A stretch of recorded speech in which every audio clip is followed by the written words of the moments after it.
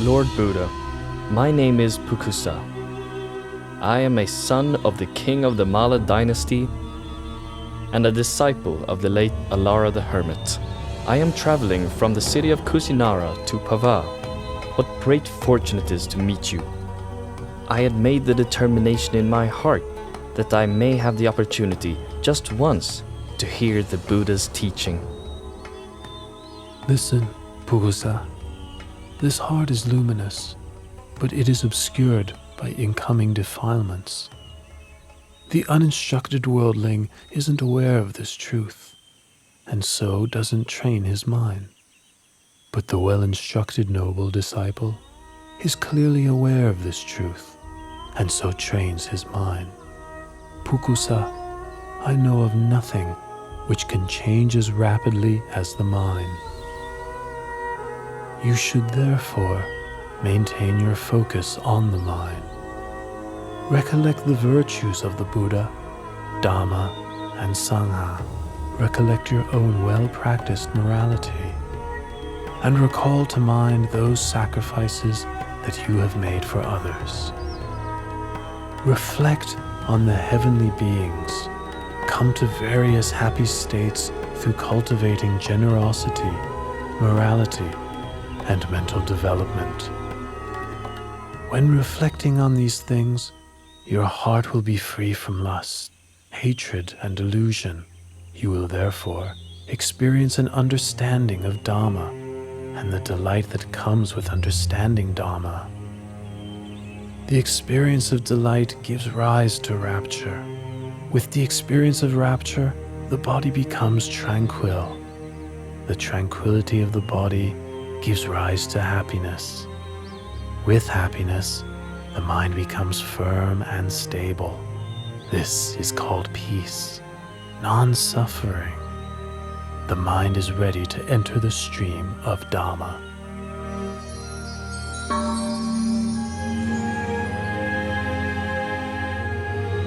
These 2 pieces of Singivana cloth are very valuable. The cloth is fine, delicately woven with a golden glow like the coals of a warm fire. May I offer these cloths to you as a gesture of worship? Please accept them, Lord Buddha. Pukusa, I would like to accept just one of your cloths. The other, please offer to Venerable Ananda, my attendant.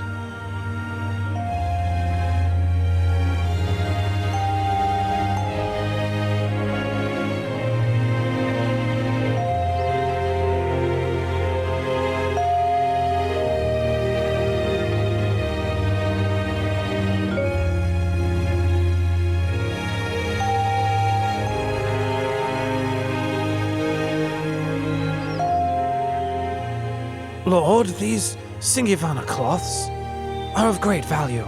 Please accept them both, and wear one as a lower robe and one as an upper robe.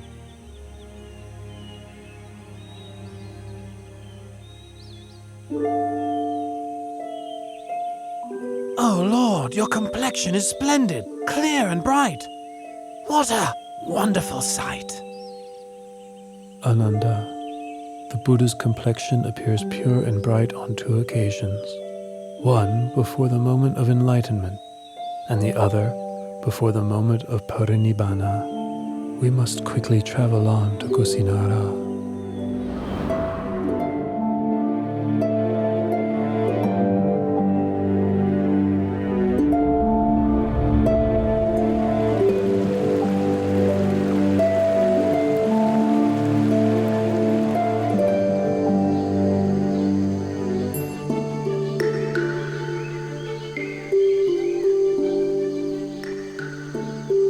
Junta gave me my last meal, but unless I make the matter clear, people may think that his alms food was the cause for my passing away.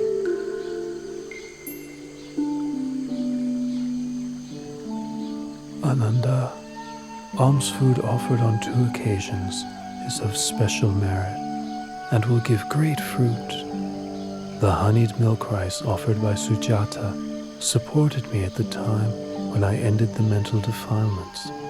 The Sukara Madhava offered by Junta will take me to the ending of the 5 aggregates, the last residue of conditioned thing. Should anyone blame Junta, you should explain what I've told you. Should Junta blame himself, you must ease his worry with these words of mine. The food which Junta offered to me was the final meal that sustained me.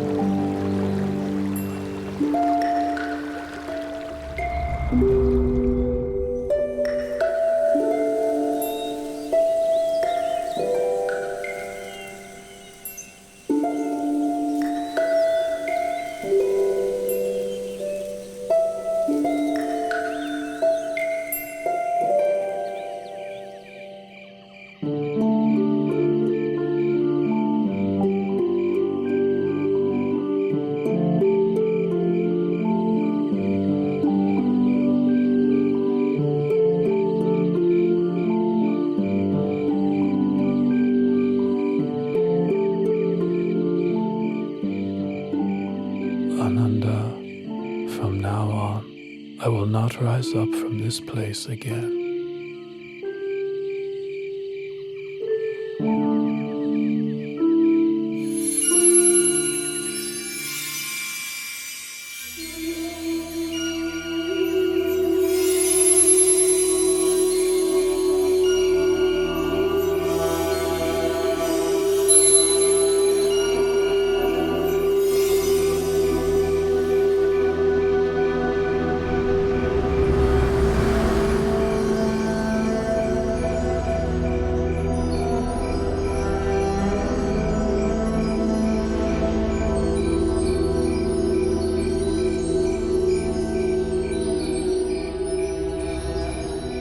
Ananda, if in the future someone should offer material things of great value as tribute to me, no matter how great the value of such thing, such a tribute would not be the highest homage.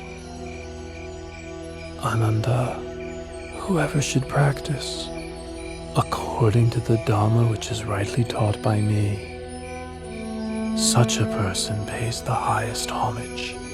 Ananda, I will pass into Parinibbana tonight. Lord Buddha, please don't pass away in a small town as Kusinara. Please travel on to a large city, such as Savatthi, Kosambi, or Varanasi. These cities have large numbers of noble, Brahmins, and householders who have great faith in you and the lessons you have given them. Ananda, do not fault Kusinara for being such a small town. In the past, it was a great capital city with tremendous wealth, abundant food, and many citizens. The sounds of singing and music were heard throughout the day and all night. Another thing, should I go to pass away elsewhere, Supada Paribhajaka would not meet with me, and therefore would miss the opportunity to attain enlightenment. If I should attain to Parinibbana in another city, a great war would break out with squabbling over my bodily relics as the cause. Here in Kusinara lives Dona the Brahmin. He is capable of quelling such disputes. He will distribute the relics of my cremated body amongst the nobles who come here from many different cities. As a result, there will be no war. These are the reasons I have made the effort to reach Kusinara. In the past, great numbers of those with faith in the Dharma would travel from every direction to seek you out, listen to your teachings, and ask you questions. But from now on, all those people and myself will be deprived of the opportunity to see you and to have an audience with you. Ananda, there are 4 places which are apt for recollection of me. 1. Lumpini Park, where I was born. 2. Bodhgaya in the state of Magadha, where I was enlightened. 3. The Deer Park at Isipatana, where I gave the first Dhamma teaching. And finally, the place of my Parinibbana Salavana Park in Kusinara, right here. Those who make pilgrimage to these 4 locations will experience disenchantment with the world and feel inspiration to follow in my footsteps. Lord Buddha, in this celibate life, one often encounters women. Some are mothers, sisters, and relatives of monks. Others are those with faith in the Triple Gem. How should a bhikkhu practice in relation to women? Ananda, a bhikkhu ought not to look at women at all. It is better this way. But if a bhikkhu must see women, how should he behave towards them? Ananda, if it's necessary to see women, they ought not to engage in conversation with them. It is better this way. If it is necessary to converse with women, how should a bhikkhu practice? In that case, a bhikkhu should have well-controlled mindfulness and sense restraint.